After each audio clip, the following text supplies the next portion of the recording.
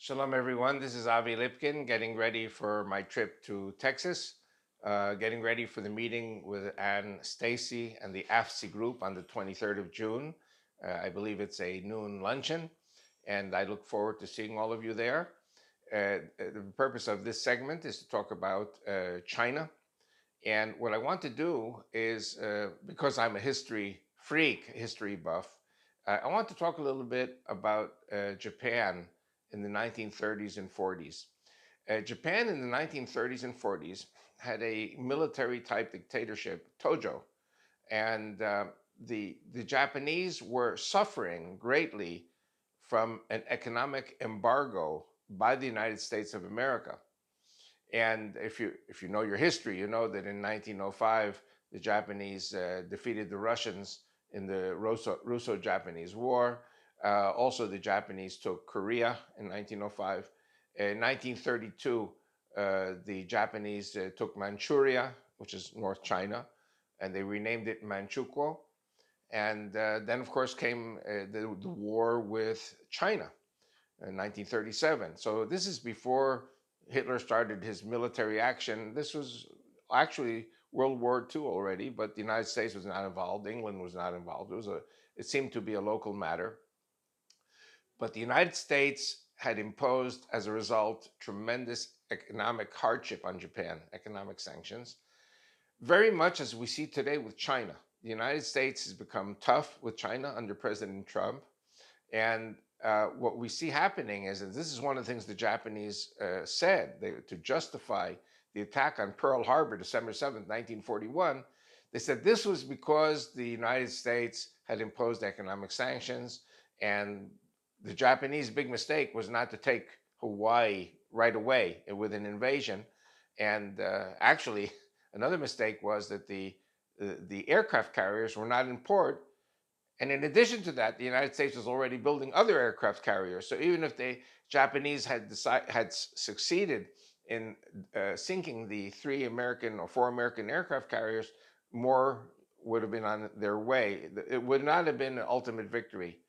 And Admiral Yamamoto, after the attack at Pearl Harbor, said, "We have awakened the sleeping giant." Yamamoto had studied in the United States, and he knew the American people.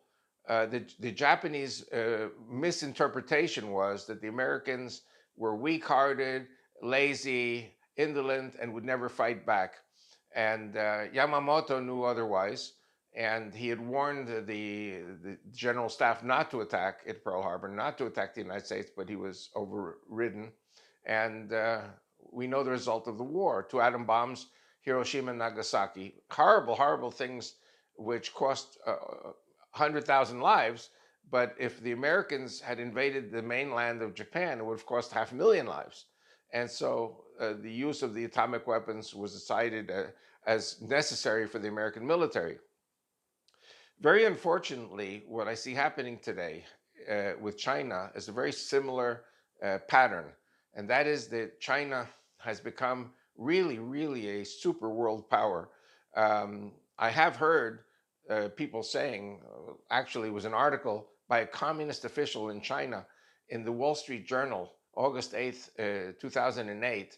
And he said, "I'm not telling the Chinese people to become Christians, but I am saying we should adopt the Ten Commandments because we have to stop lying, cheating, stealing, and killing, which are, of course, these are things that are mentioned in the Ten Commandments. And until we do that, China will remain a third-rate power." So China today is on the verge, really, of becoming a first-rate world power. But I'm very afraid. I don't want to use the word afraid. I'm anxious and hoping that there should not be a big war between China and all its neighbors. China claims the Spratly Islands, which are full of oil, but so do Japan, Indonesia, Taiwan, Philippines. And these four countries today are actually allies of the United States. So I'm concerned about the perfect storm, maybe a war with China. I hope it doesn't happen, but you have to remember that this is something which has to be solved soon. And I'm thinking, I see the parallels to the history with Imperial Japan. in the 1930s and 40s. So let's meet on the 23rd, and we'll see what happens in the next month.